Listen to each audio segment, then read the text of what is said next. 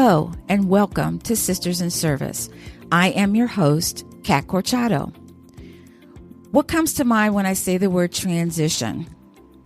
For most of us, we think about our transition from the military, and for me, how unprepared I was for that time in my life.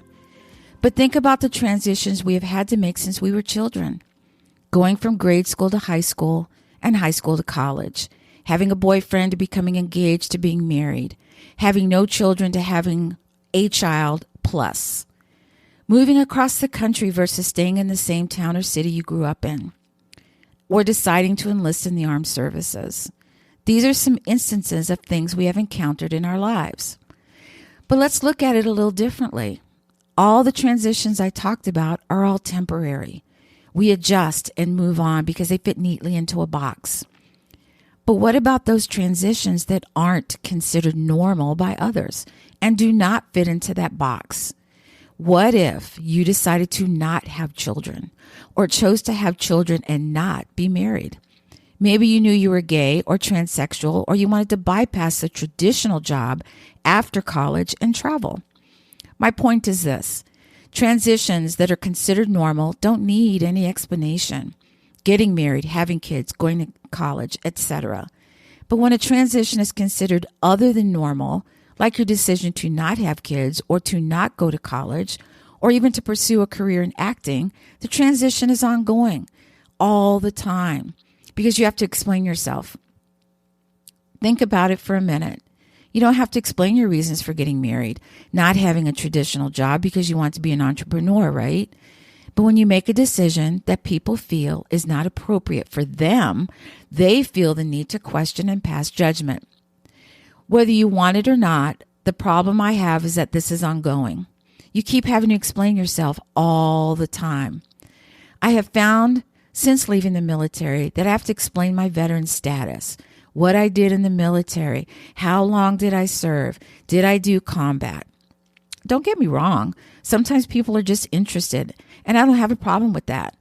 My problem starts with the people that want to pass judgment on me and my service and challenge my veteran status. I told my husband that even after 20 years since my retirement from the military, I feel like I'm still transitioning. Sometimes it's info I wasn't aware existed, and maybe it's because things have changed since I left, or new and improved strategies to help veterans. But a lot of times I'm explaining my service, my retirement, and my veteran status to absolute strangers. I thought it was just civilians asking these questions, but now I'm hearing instances of male veterans questioning a female veteran status, saying things like, you don't have a real job in the military, or your service doesn't count because you weren't stationed where there was combat, or you don't look like a veteran.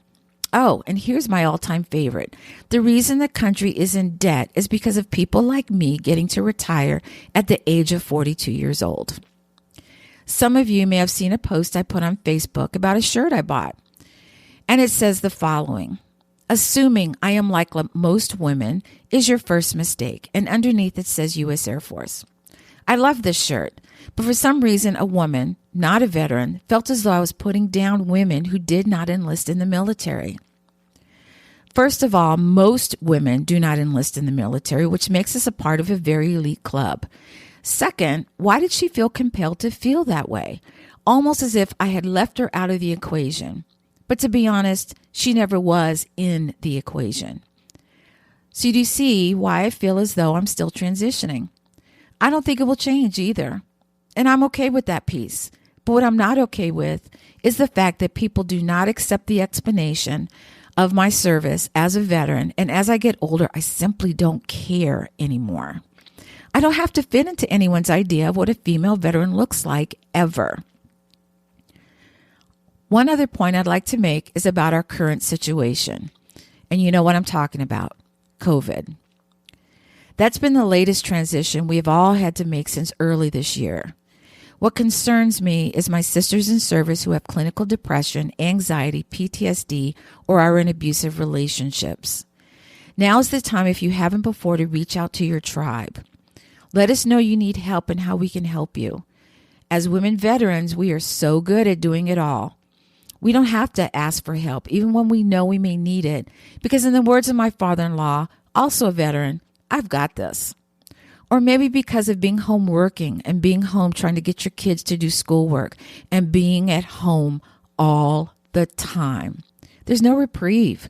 There's no place to go to be quiet for a few minutes. And I get it. But try to get involved with a group of women vets that meet on a weekly basis online. A safe place for you to be you and not have to explain everything all the time. I know you're going to say that you're tired of being on Zoom, and I get it. But what about being on Zoom with women who understand what you're going through? And if they don't, at least you can vent or talk about it. I'm not saying it's the end all and everything will be great. You may have to do some homework to find that group or maybe have your own group, but it's a start. We don't know when this will end, but I can tell you that I will be there when it does. So when someone challenges your status, whatever status that may be, say it with conviction and pride.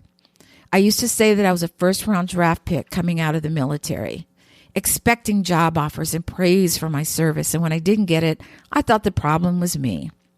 But now I know that I don't have to fit into anyone's box because I am still that first-round draft pick because I believed in myself and what I bring to the table. I wear my veteran status proudly and in every way to let people know what I am, a proud female veteran. Thank you for listening. And if you have any questions or comments, you can go to my website at sistersinservice.org. Don't forget the dash after sisters and before service.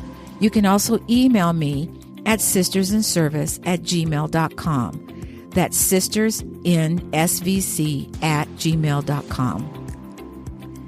Episode 3 will be available November 17th, and we'll be speaking with a Vietnam Navy veteran who, along with his son, helps bring shelter dogs and veterans together.